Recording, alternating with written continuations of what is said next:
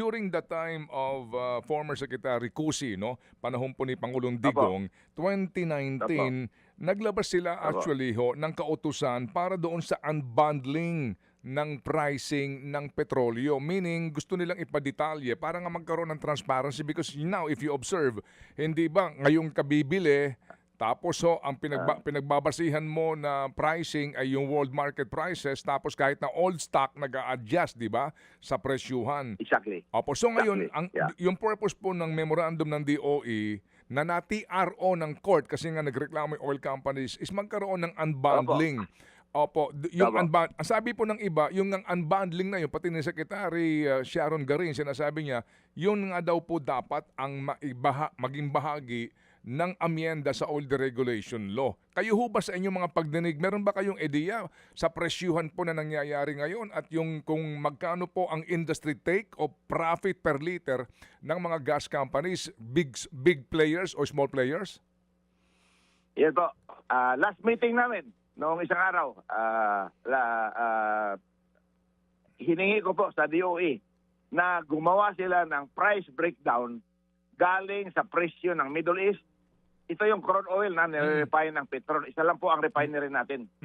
Tapos yung mga binibili na finished product galing sa Singapore, galing sa South Korea, galing sa China, yung mga independent petroleum companies na walang refinery, bumibili lang yan sa Southeast Asia, pinakamalapit na refinery, para i-retail nila dito sa atin.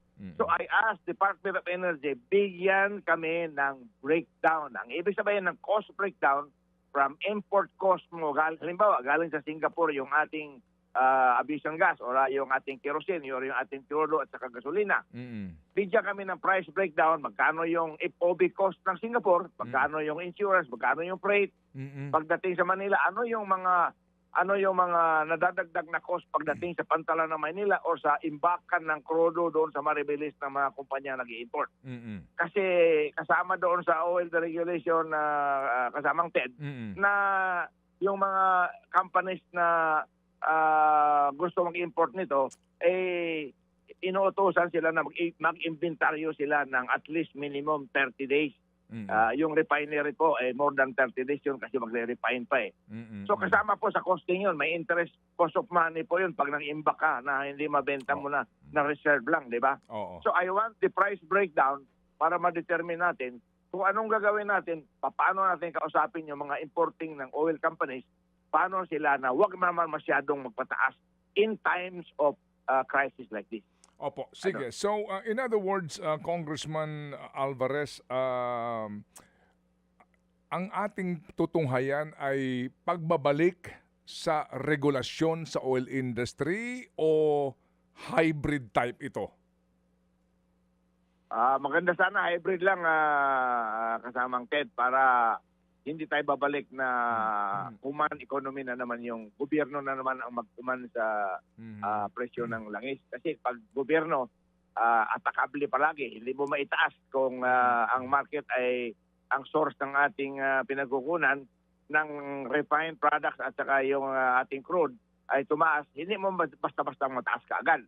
Pero kung kausapin natin yung mga players dito sa petroleum industry, tingin ko, lalo na yung gobyerno, kung mapagbigay sila, halimbawa, yung excise tax, 10 piso kaagad yun sa crudo at saka 6 na piso sa gasolina.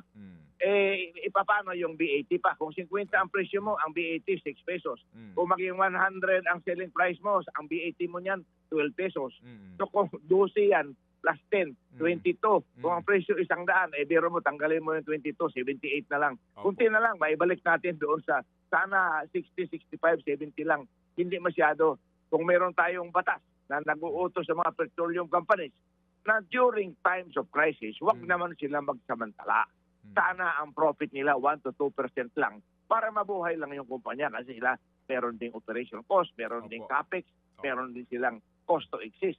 Mga kapatid, para sa iba pang mga balita at impormasyon, sundan niyo po kami sa X, Instagram, Facebook at syempre sa TikTok, True Network PH. Mag-subscribe din po kayo sa aming YouTube channel, True Network. May website din po tayo, truenetwork.ph, At pwede nyo rin po kaming mapanood sa Channel 19 ng aming True FM TV. Lagi pa rin makinig sa radyo dito po sa 105.9 True FM dahil dito, laging true sa'yo, kapatid. Dito tayo sa totoo.